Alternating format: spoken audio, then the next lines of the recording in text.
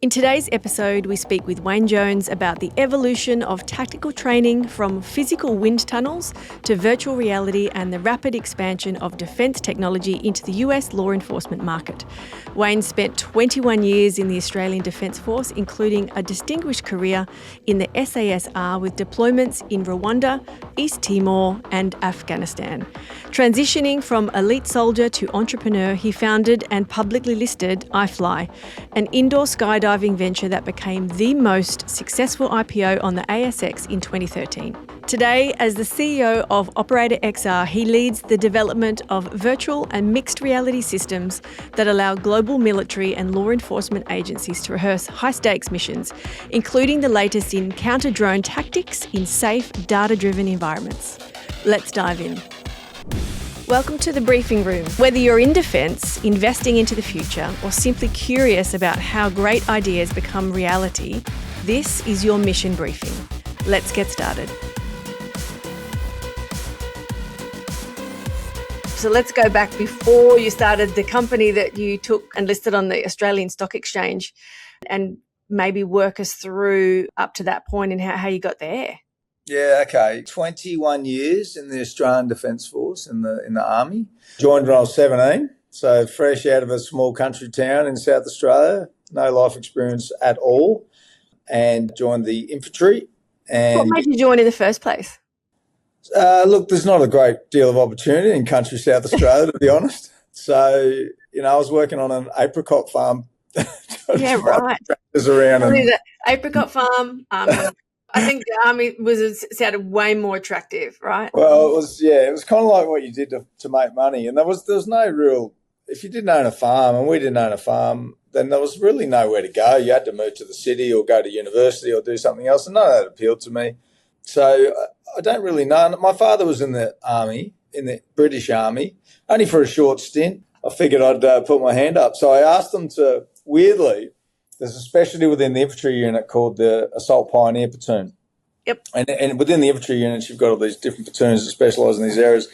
But the Assault Pioneer Platoon was on a list of the jobs I could do in the Army. So I ticked that one as my first one. I had no idea what it did. 4 years later, I was in the Assault Pioneer Platoon in the battalion. I was in that platoon for about 3 years. So it was really good. But anyway, so I joined up at 17, and I think on 17 and a half, I think they called me in. Did my basic training in Kapuka, and then went to Singleton, which is where you do your infantry minor tactics or infantry training, and then off to Townsville. Because I wasn't that fussed as to which battalion I wanted to go to, because I didn't really know anything about them, the default was kind of the Townsville battalions, because they were the most remote. Yes. 1 and 2 RAR, and at the time it was 2-4 RAR, so I was posted in 2-4 RAR on my 18th birthday. Wow. Yeah, so straight into it. I marched out of Singleton. It was probably 18 degrees, freezing cold in the middle of winter, and then straight into Townsville where it was probably about 28 degrees. Yeah, exactly. Yeah, straight into it. No, it was great. I loved it. Loved it straight away. Always did, and it was just a bunch of people that was the same as me. No real prospects, no real ambitions. A lot of them are from small towns, and just all with a common kind of purpose in the battalion. All 18 years old, really young. Yeah, I loved it right from the get-go. And then I think the timing of it was just, pure luck for me, being in the battalion for about 4 years and then, 3 years, and then Rwanda kicked off in 95. So I was lucky enough to get into an operation straight away. And then the flow of operations after that just kind of kept coming. So the timing of me being in the military was perfect from that point of view. What was Rwanda like for you? We went there. I was in the second rotation, so there was 2 rifle companies went over as part of this medical contingency. After there was an uprising in Kigali,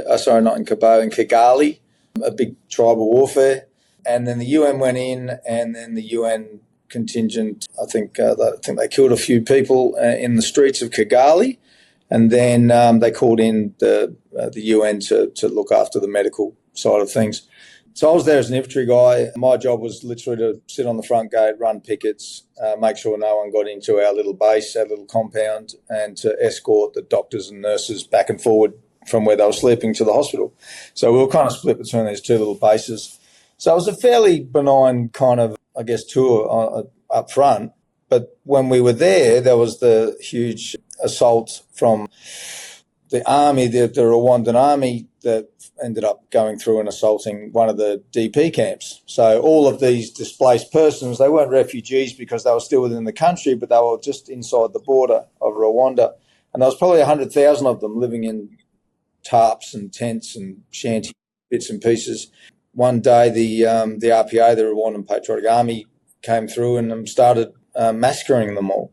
And so we were deployed up there to this little place called Kabayo, and there was a couple of sections that were rotating day on, day off, and the day that my section was on was the day that the big assault took place. So it was a huge event for a probably 21? I don't know, pretty young, whatever. To be part of a 9-man section and probably 10 or 15 medics that were on the ground that day with a battalion assault sweeping through a bunch of unarmed civilians. There wasn't a great deal we could do except protect our compound and protect our medical people and protect all the NGOs that were there at the time.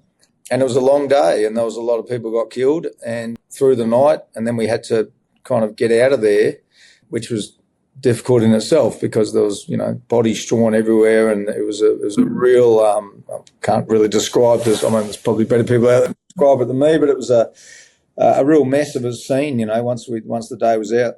So yeah, it was that would impact, young 20-year-old, 20-something.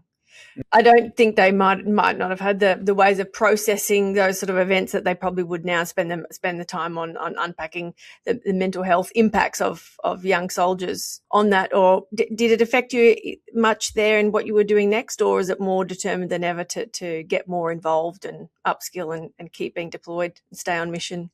I think so. I think as part of a close-knit group, you all kind of process it together.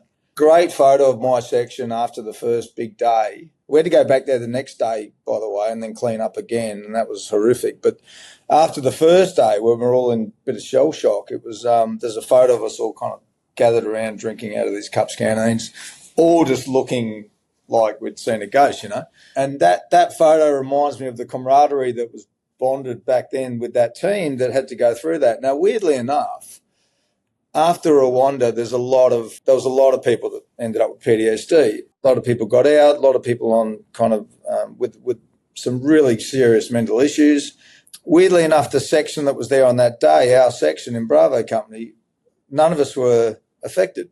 And I don't know whether that was because we were there as part of it and we saw how it started and how it finished. I've got this theory that it's a bit of an arm's length kind of theory. So those that kind of just see one piece of the puzzle can be really badly affected. Yes. If you come across a horrific scene on the roads and you just see a car mangled up with someone in there, then you're just walking into it cold and you get scarred, you're mentally scarred straight away. If you see the whole thing unfold from where to go and then the completion of it, I think it closes the loop. And I think that's got a lot to do with how your brain can process the crazy events that you've just witnessed. If you just see one snippet of that, it can really work on your mind. And I saw that firsthand. I've seen a lot of people that have struggled, and I put it down to the fact that they either came in late in that massacre, or they saw all the bodies coming into the hospital, or they just saw snippets of it. I guess it's down to the medical opinions on it all. But I mean, my personal opinion is that if you've got time to process the whole scene and you've got time to decompress with the people that were there, probably less of the shock factor if it was less immediate, like a bit more of a lead into it with the entire context wrapped around it as well. I think so, yeah. And that's what I put it down to. I mean, yeah, of course you get the nightmares and you get the PTSD out of it, but you can process it better. So PTSD is all about what you can process and how you can deal with it. When you are laying there at night and you can smell it, or you can revisit it, or you can see it, you just got to process it differently. Yeah. So, yeah. Big experience for a young guy from regional Australia, that's for sure. Yeah, but I mean that kind of around that time. I mean, I was probably ready to get out of the army around that time, so I'd done about 4 years at that point. But there was some guys that were posted on that trip, 3 or 4 of them that were based in the Special Air Service Regiment. And it was the first time I'd ever actually kind of even heard of them, to be honest. I wasn't really a military buff as a kid, so I didn't really know much about it. But I met these 3 or 4 guys, and they were like, they were just doing things that we weren't allowed to do. And I guess I got that kind of curiosity then to go, I wonder where they're off to. I wonder what they're doing. And they were a bit older, they were a bit more professional, they were well respected. And it was my first kind of insight into the SAS. And I think being on that operation, it was a 6-month tour in Rwanda, and then being at Kabeo kind of then put me on that path of saying, you know what, there's actually something we are doing here. We're not just training in Townsville every day. There's a big world out here, and the world is dangerous and violent. And, you know, there's something here that I kind of liked. And that kind of set me on the path to then look a bit more at the SAS, then apply for selection course, and then go and do selection course, and then eventually pass and spend the rest of my career there. At the time, they're really hard because you haven't slept, you haven't eaten, so you're just in this weird mindset where you're robotic and you just completely depleted. Yes. Yeah. But I enjoyed it. I thought it was a huge challenge. I loved it. I loved being on my own. I loved sitting there with my pack, watching the sunset every night, just thinking through the day and thinking about the battalion and how I didn't want to go back there, and I wanted to go and live in this beautiful city in Perth on the beach that I hadn't even visited before. Right. So I didn't mind it. And then after selection, we had an 18-month reinforcement cycle, so 18 months of back-to-back courses, including a 6-month language course and all kinds of stuff. So yeah, right. And that was great fun because you're with a bunch of guys that are all very similar, and now you're new skills and you're in this awesome city, and you've got all these other kind of things happening. So yeah, it was great. When was the first time that you actually got to skydive? I started skydiving in 98, I think. I was on my reinforcement cycle in Perth, and I'd put my hand up to become a free faller in the military. But because the reinforcement cycle was so long, I had to wait another year before the free fall course came around. So I'm glad I did it that way, because I didn't have to worry about all the things that you're normally worrying about on those courses, you know. So that was great.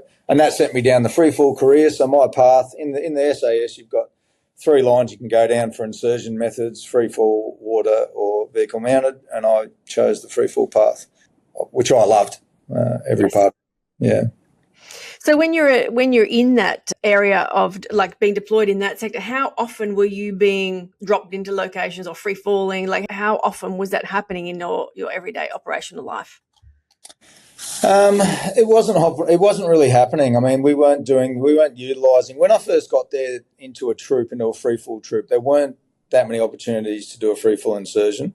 Went straight to East Timor. That was my first deployment in the SAS, and that was all on vehicles. So we were driving around East Timor, doing protection kind of work, doing some partner force training. So there was no real opportunity there. And then I was on counter-terrorism for, 2 years after that, pretty much back to back, and Sydney Olympics came around. So there was a whole lot of counter-terrorism. So that was all close quarter battle and room floor combat, building clearances, etc., helicopter insertions. So there was never really an opportunity to utilise the free fall insertion method until the later Afghanistan trips came up.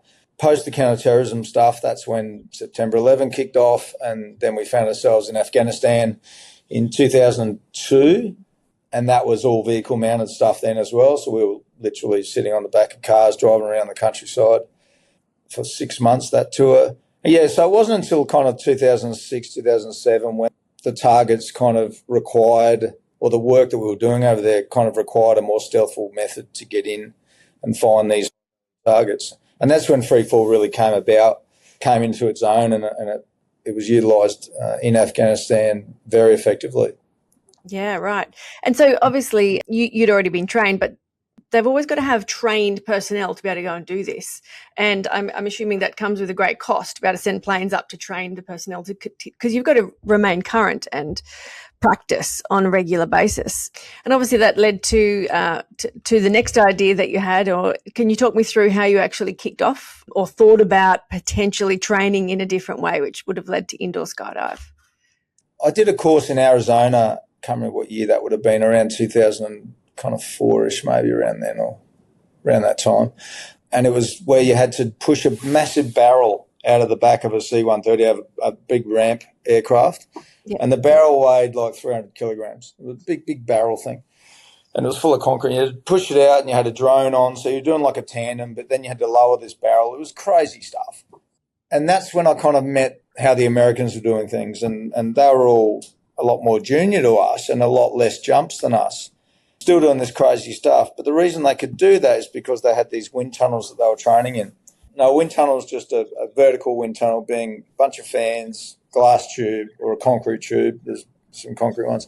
And you can practice all your body flight in those things. So you can practice becoming unstable, you can practice your emergency procedures, and you can get really comfortable flying in any position, which is very difficult to do when you're relying on a 40-second period of free fall when you jump out of it.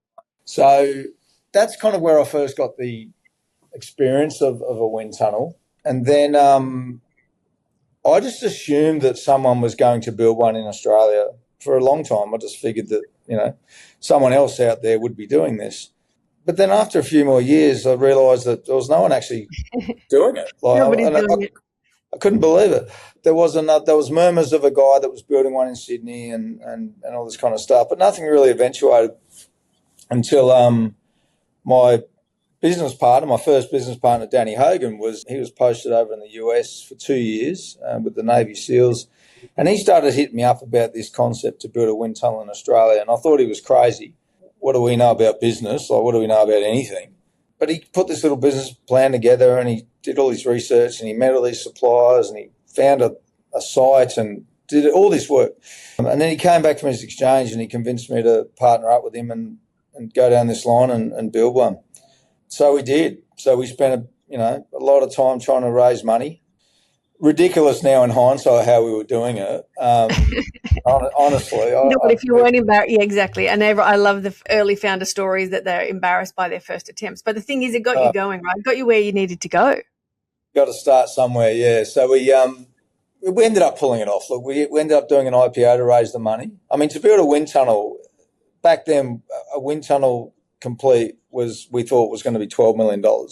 So we were trying to raise $12 million. And how much time though? Because it's not a short. It's not an easy thing to spin up in a short amount of time. No, it's a massive project. So they take about 15 months to build. Did you have to acquire the land? We had to convince someone to give us a lease. Right. We had to then convince people to give us money to build the wind tunnel. And then we had to go and convince the wind tunnel builders to bring us one over here to Australia. So there was a whole lot of closing of these gaps that we needed to do. Luckily, we came across Penrith Panthers. At that time, they were going through a bit of a financial change as well. They had a bit of property and they were open to ideas, still not knowing actually which tunnel I was going to go with and which one we're going to build, etc. But they were positive. They got on board and we ended up getting an agreement to lease with a bunch of conditions around it. So that was my first tick. Okay, we got a site. And then I was talking to 2 different tunnel providers. We ended up going with Sky Venture. And then we had all the components then to now start looking at raising money properly. And that's when I kind of met Steve Baxter around that time, who was my mentor, probably still is, literally just, going through our ridiculous, thoughts and making some sense out of them and turning them into a bit of a business. I do remember coming up to Brisbane, having a meeting, and I remember thinking, what the hell is first of all, what is a wind tunnel? Why do we need one? And how is this all going to work? And I did learn a lot about the application for the future potential training for defence and all that stuff. It just blew my mind in terms of because unless you're in it, like you explained, and understand what it takes to actually get people up there to train and setting planes all the time, the cost involved. Every other person who's not in that space has no idea how those people get trained to do that. And that's just the commercial application, not the like tourism part or the fun part of recreation. It's the actual commercial application of it. Yeah, and that market, I mean, that skydiving market, that first time market, luckily there was about 5 wind tunnels around the world when we built ours. So we had a bit of data to kind of go off. So we kind of knew that, the margins were great, that the tourism, was making up most of the revenue, that we had the military backbone, we had the professional market kind of baseline. So we kind of knew the markets were there. We we knew it was going to be successful in Australia, but, there was so many risks to it. And I totally get why we couldn't raise the money privately at the start. But then as we stepped through each phase, and by the time we got the prospectus together, we had everything so wide tight, and we did it in a way that it was like planning for an operational freefall jump. We literally had every contingency covered in our minds, and I guess to apply that to a business case, that kind of built up that business model. When we finally opened the wind tunnel and launched the website and got all the customers in, it was the most successful wind tunnel in the world. It was hugely popular. So not only was it the most successful wind tunnel in the world, it was also the highest performing IPO that year. Well, that was 2013, correct?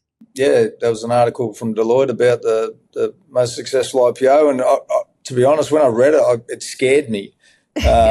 The expectations went from here to here to make it a success, right?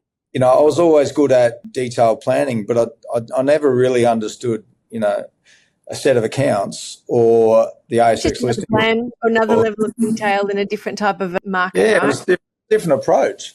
Yep.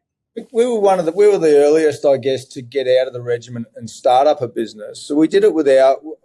It never even occurred to me to go and get educated and do an MBA or any of that kind of stuff. Like, to me, that was all just a waste of time. We had a mission, and let's just go and do it. And how do you feel about that now? Would you, if you had have known what was coming, do you think any sort of investment into an education at that level, let's just say an MBA, would have helped you either list that company or go and get investors or prep for it or prepare for it in any differently? Or would it have been worthwhile, or are you happy how you did it? Every time I get asked by someone, should I do an MBA or not, I say yes, go and do one if you can, if you've got time to spare and if you're prepared to go through and sit in the classroom for a while. I stand by that you can only learn by doing. It'd be great to be armed with that information and then go and do it, but I find that if you spend too much time focusing on the risks and what could go wrong, you're never going to start. If you've got the willpower and the mindset to just get into it, then just do it. Get into it. It's either going to work or it's not. And if it doesn't, try something new. So then iFly was born. So can you just explain for anyone who maybe isn't aware of the concept? It is a large wind tunnel. It can be, well, it is also for recreational purposes. Just explain what it actually looks like and who you originally created it to serve, what market. So it's a 25-metre high building, 10 metres under the ground, huge infrastructure, large fans, lots of power, lots of moving parts. Not many moving parts because they're all electric kind of engines that drive it, or electric motors that drive it, but lots of things that can go wrong. Bit of an engineering feat. But once it's built, and we built ours, we spent a lot of time on design. We made sure that everything was efficient as possible. And then it's all about keeping it running for as long as you can and keeping it full. So if an infrastructure play, so you've got to market it. We hired a really good marketing manager at the time, and we hired operational staff from other operating wind tunnels around the world. So we had a really good core team to kick it off, plus instructors that are safe and signed off to fly people in the wind tunnel. So we brought in a bunch of people from overseas, and then we trained up a bunch of Australian young fellas to young girls and boys to get going on it. The marketing side of it through resellers or direct marketing and all the rest of the stuff, it's just about filling the tunnel and keeping it efficient as possible and making sure that you hit the schedule. People will book for a flight. They might book it months in advance. They expect to arrive on the day, on the time, and get in that wind tunnel and have a fly. And that's the beautiful thing about a wind tunnel. You don't have to sit around a drop zone all day waiting for an aircraft to land and pick you up and take you up, etc. So you've got to be clockwork, and everything's got to run regimental for when you're running a wind tunnel business, or like any experienced business, really, where you're selling time. So, yeah, look, and all expectations landed exactly how we'd modelled it, with the first-timer market, the military market, and the skydiver market. So you obviously went and sold back to defence or the military for training purposes? Yeah, so the military were using it right from the get-go. Now it's included in their prerequisites for certain skill sets. So to become a free-fall instructor in the military now, you have to do some time in the wind tunnel. So it's embedded now in their training schedules. But yeah, we've always used it for military training. The things that we could have done in a wind tunnel that we didn't need to do in the sky back in my day would have been very useful. Do you do the full simulation in terms of the darkness and you wear all the gear in the tunnel as well? Yep. Yeah, you can we've got all the tactical equipment there at the wind tunnel so the guys can come in, hook on a parachute, hook on the pack that they carry.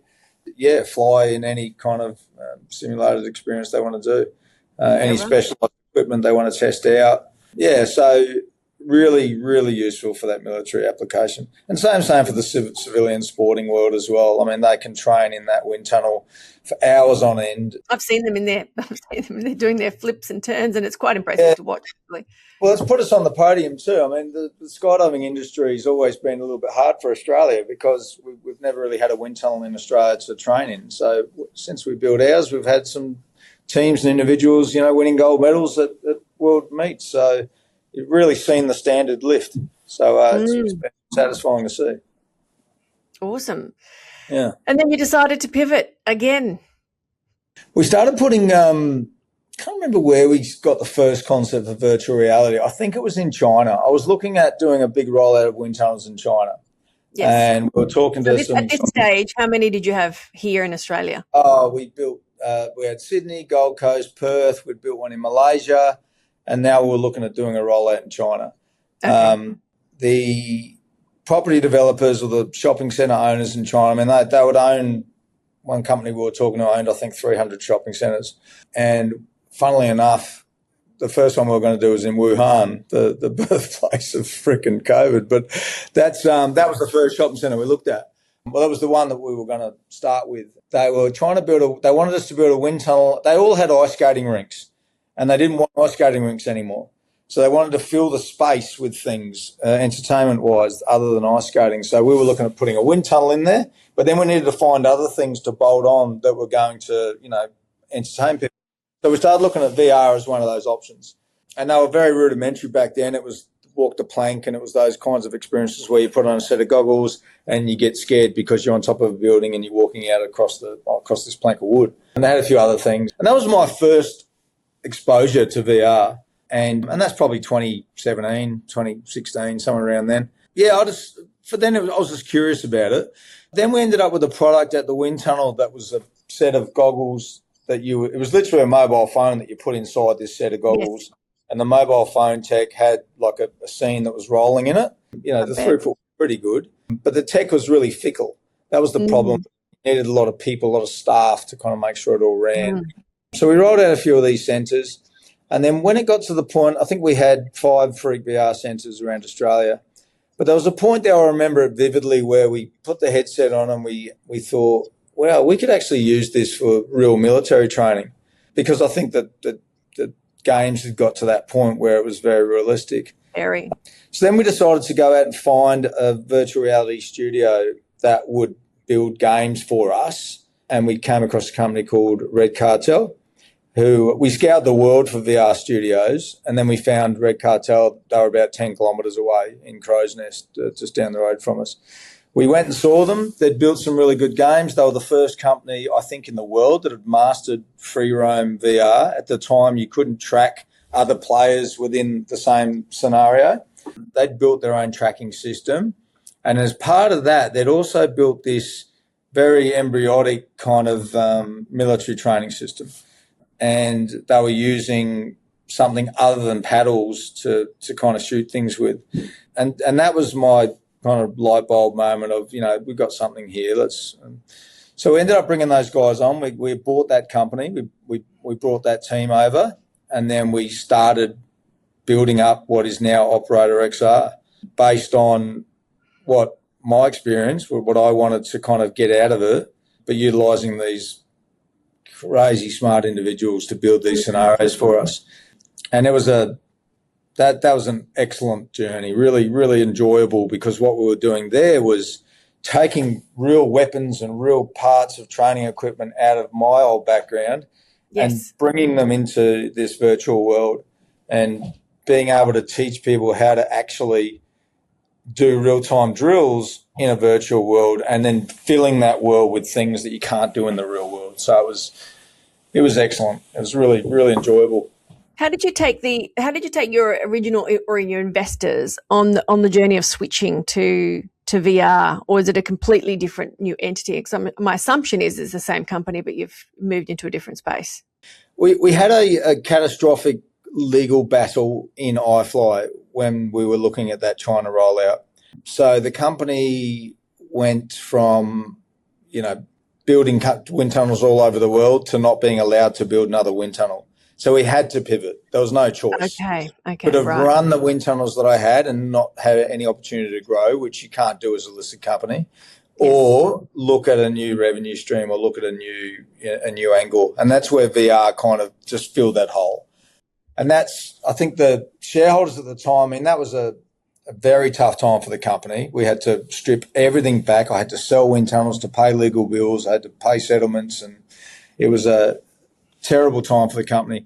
So I think at that time, the shareholders that were left would have been happy just to go in any direction, to be honest. It wasn't a big sell to say, hey, we're pivoting from wind tunnels to VR. It was we're going to survive by going from wind tunnels to VR. And it was more of a survival story than a blue sky story, really. In that period of time for you as the founder, were there moments where you just thought, I'm not sure if this is all worth it, or was it very clear to you that this new pathway definitely held a lot of opportunities, and that you were just determined to get through or wade through that messy middle bit to get through? Yeah, a bit of both. I think I didn't want to give up.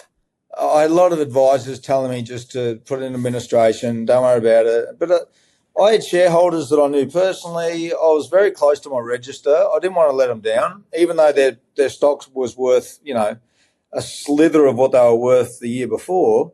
I didn't want to just get rid of it. So I knew I could build it back up. And so I think a lot of it was stubbornness in that. I didn't want to let everyone down more than I already had. But I knew that there was a way through this, and I knew that VR was our answer. I didn't know what form it was going to be in. I started with the entertainment side of it, and then we moved more into enterprise and industry. We didn't initially picture it being a military training product. We initially thought there's definitely scope here for industry, and we looked at mining and oil and gas and education and health. But we learned very early that the only way to really build a product is to know your customer inside out. That was the recipe, I think, that I'd learnt through the wind tunnel world, is that I knew that end customer. And then so when we looked at bringing VR to an industry level, we knew the end customer, knowing the military. We know the shortfalls of the training. We know the challenges that they've faced. And so it was natural for us to move into this defence tech training space, going through all those iterations. The other side of those... Sorry for interrupting, but when you'd started iFly, for example, you weren't long after being active in your what you were doing and then moving into the business. How long are you still obviously deeply connected into the military and understanding what they're working on, what challenges they're coming up against? Like, being close to that customer requires a regular cadence of being close to the customer, not just I was once close to the customer. How did you still stay super plugged in to make sure that the problems you thought were real were still real in that moment for what you're doing next? Yeah, I think it was initially just around the fundamentals of making this, the fundamentals of combat don't change greatly, and it's the micro scenarios and the decision-making process that we hone in on. But to make sure that we stay current, I'm tied in. I'm the president of the SAS Association here in Sydney, so I'm very close to people that are getting out of the SAS and moving into civilian worlds. But I also make sure that I've got a good headcount of people here in the company that are fresh, straight out, yes, right. Bringing their experience in. It's super important, and I just wanted you to be able to share that part to make sure that, once was current isn't always going to hold true for the future of a company that grows, right? And your suggestion there, or sharing how you've still got your own personal connections, but also making sure the team's plugged in as well. Yeah, 100%. And we're very much on the coal face.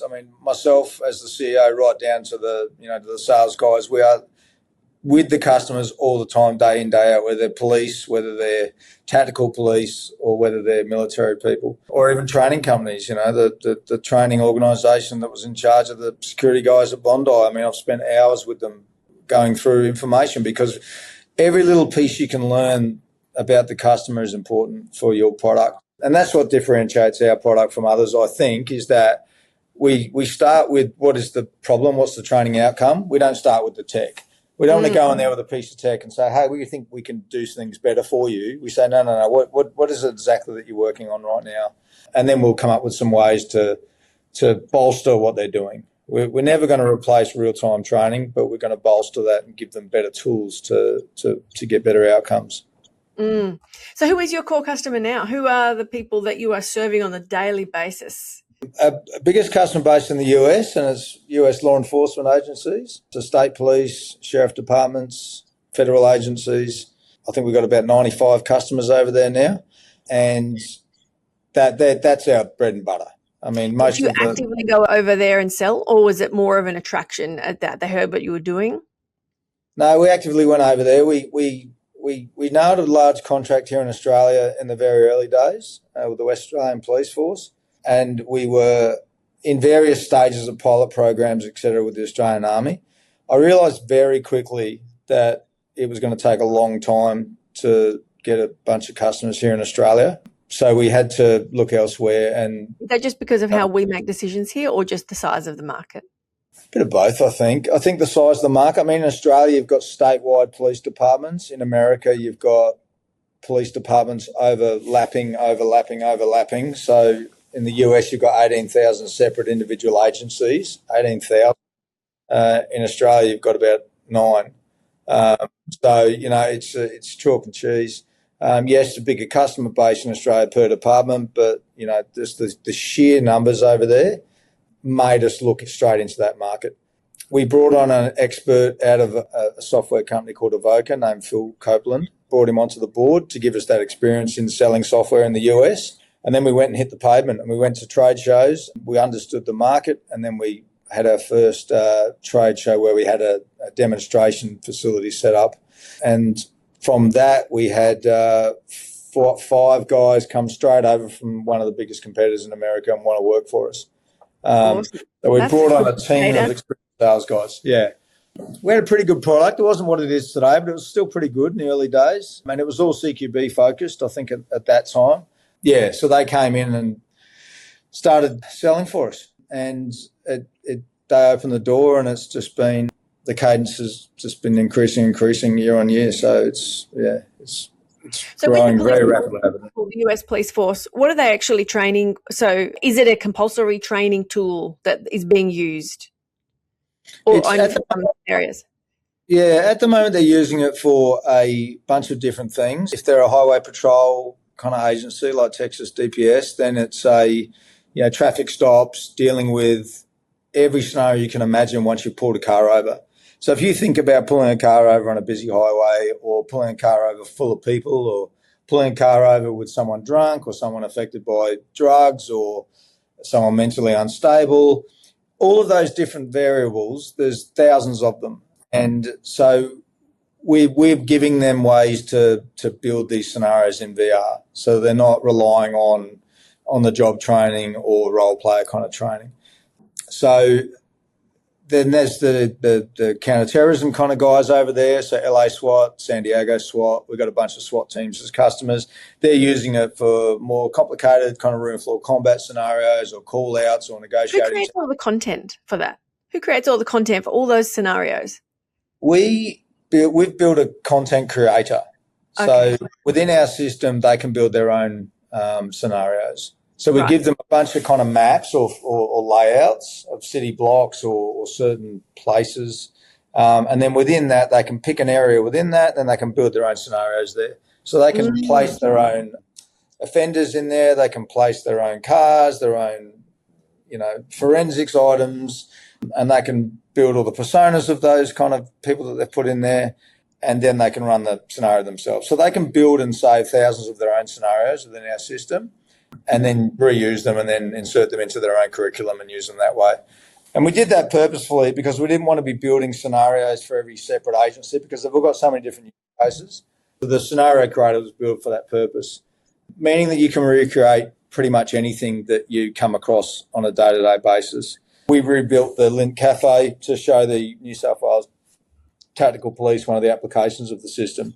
And you can basically take a photo of a blueprint, recreate that straight into a real-time virtual reality scenario, and then practice it as an operational planning tool. So lots of different applications of it. We train up training companies, so some training companies that don't even carry weapons, that rely on procedures and decision-making processes, still benefit from the system.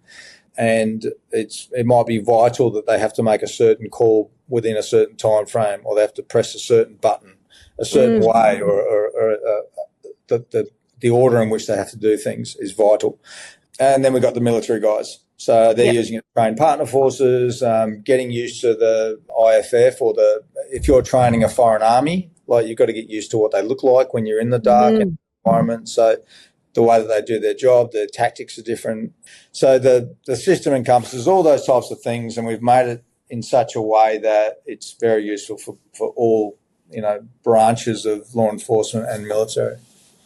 And also would need to be updated on, as if we look at drone warfare, for example, the amount of rapid iteration there and how things are being developed, your systems would have to adapt just as quickly, if not quicker, to be able to train the people who are going out into an environment that's changing on the daily. Yeah, the drone system, we launched that in December at ITSEC, one of the shows in Florida, and immediate response was huge, like throughout everywhere. You imagine it throughout Europe, throughout the States.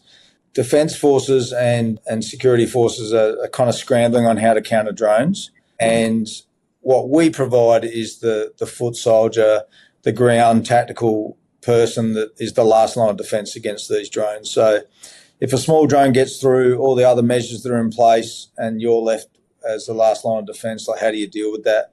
We also provide a method that it's not just shooting a drone out of the sky.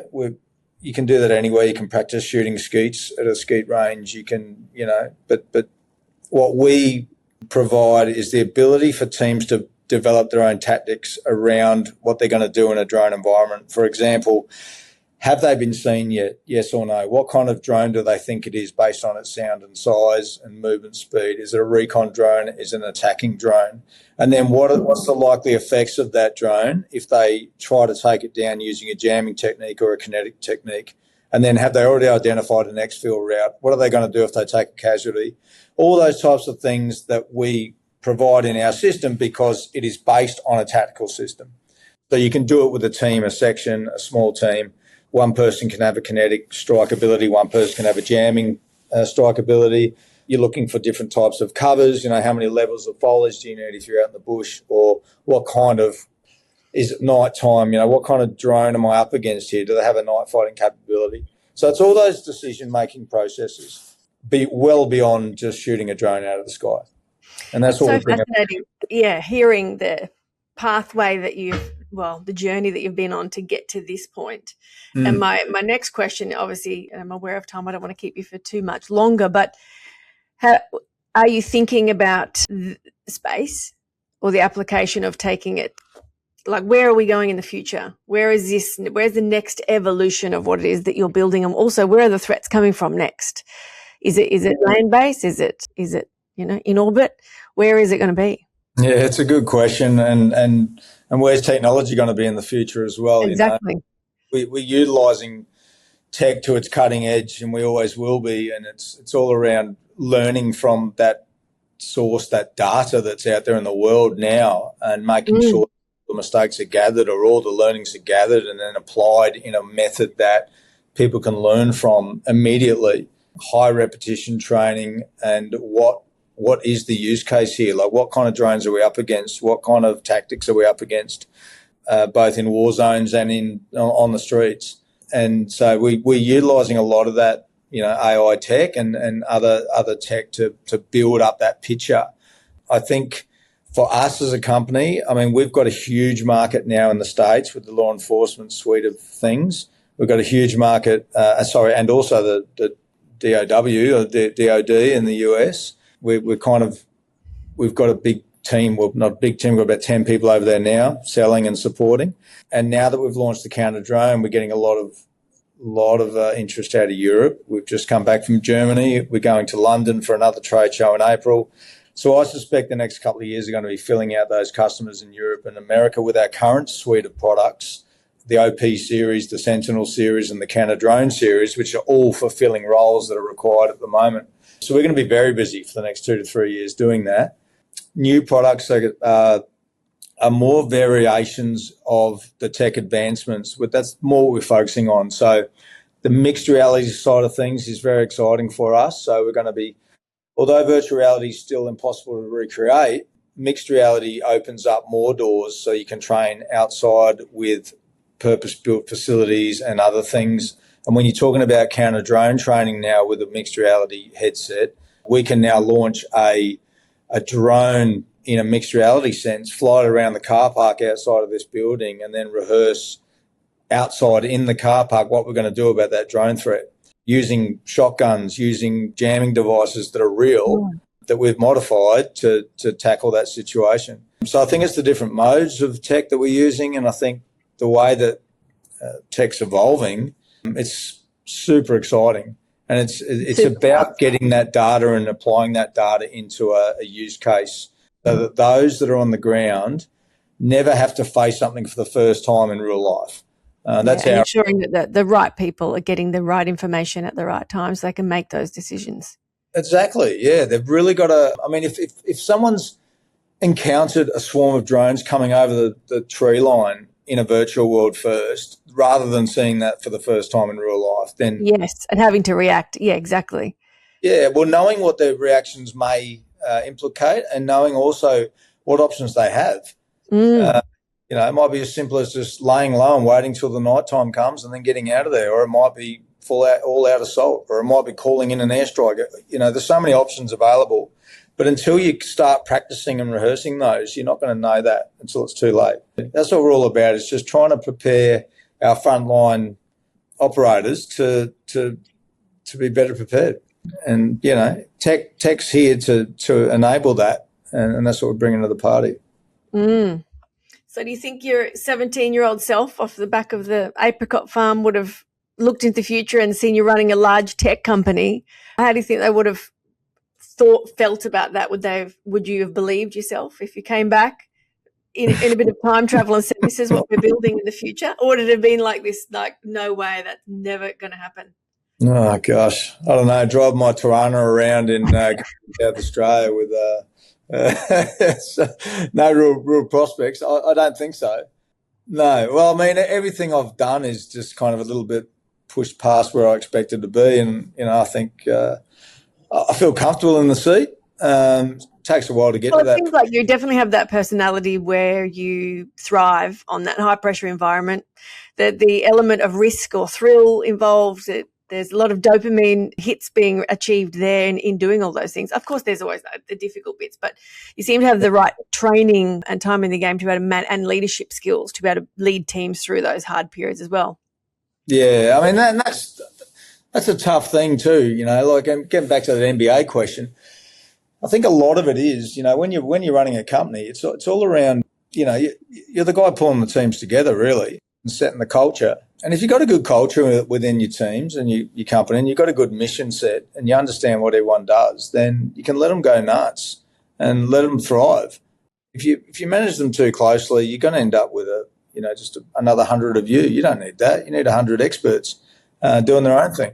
And, that's kind of how we operate here. We make sure that we're comfortable with failure. We let people break things. We let people try things out that are ridiculous, because who knows what might come out of it, Yeah.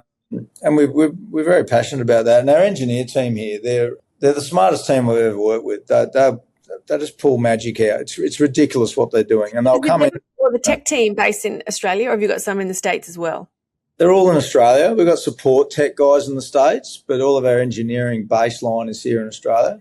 I think it's important because they're not always on the keyboards. There's a whole lot of, whiteboard action and team discussions and arguing out outcomes and how do we get solutions to this and that. So I think it's very important to have even though they're engineers, they're software engineers, they need that. Is there a requirement for them to have some experience on the field, as in go and actually test out and get that level of practical experience as well as the tech skills, or not We mandatory. take them out. We take them out to see the end users. I think it's important that they can see what they're building, is actually saving lives and is helping professional people that they probably would never socialise with. Seeing them using the software that they've built is brilliant. Yeah, probably a very important part, to be honest. Yeah, it's a huge part, and it helps them focus, and it brings them back to sitting here. I mean, they pull some freaking crazy hours, these engineers, but they're so passionate about what they do, and with that passion comes that drive to complete things and make them the best product they can be. So yeah, all those types of things I think are parts of culture that we really focus on to make sure that everyone's allowed to do their best and fail if they need to fail or succeed when they succeed, and and that's what's bringing the real cutting edge kind of products together, I think. It's crazy here on a Friday afternoon. You come through the warehouse, there's shots getting fired, there's drones flying around, there's guys doing all kinds of crazy stuff. It's excellent. And it's the best way to innovate. You get to have fun. You seem super happy and relaxed for someone running a large operation that's actually really important for the livelihood of civilians and people at the front line. So what do you do in your spare time when you're not building companies and Good question. What do I do? I go fishing yeah. when I can. It's where you get to zone out and switch everything off and just I go fishing and solo hiking. I like the quiet when I'm not here. I've got 3 kids too, so that keeps me very busy. That's probably why I like the quiet more. But no, not too many hobbies. I mean, when you're in the business world, there's no such thing as work-life balance. You work all the time, and you've got to love what you do. It's the only way to get to do it well. And but yeah, downtime's important. Make sure you make the most of that time for sure. Little breaks here and there. Good stuff. Now I'm conscious of time. That was very informative. There's so much in there. We could have kept unpacking for a really long time, but I think we got the general gist of the journey from beginning to now. And I'm not going to say end because I have a feeling that there's a whole other chapter that's about to unfold. Maybe we might check back in a couple of years and see where you landed. Yeah, no, it's going to be an exciting couple of years, that's for sure. Yeah, we've got plenty of really, really cool stuff coming. So I bet. Thanks, Wayne. I really appreciated the chat, and thank you for spending your time with us today in the briefing room. Thanks, Peta. It was great. Thanks for having me. Cheers. No worries. Thanks for joining us in the briefing room. I hope you enjoyed this conversation with the people shaping our national security and future capability. If you liked what you heard, please follow the show, share it with a friend, and join us next time for more stories and insights from the front lines of innovation. Until then, stay curious, stay informed, and keep building the future.